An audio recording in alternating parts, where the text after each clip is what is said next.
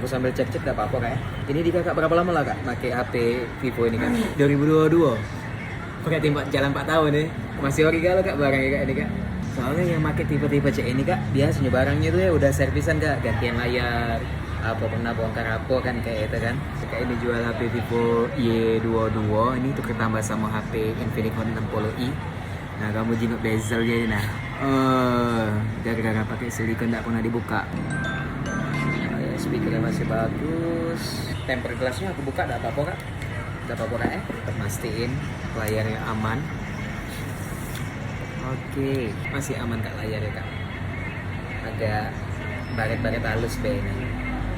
Cara HP lama lah. Kak ini yang Vivo-nya udah aku cek kak, udah selesai nih kak, bagus kalau. Nah ini kakak kan atau tambah nih sama Hot 60i. Kami ready-nya ini warna purple ini kak. Gak apa-apa. Infinix Hot 60i varian 6128 terus tambah sama Vivo Y22.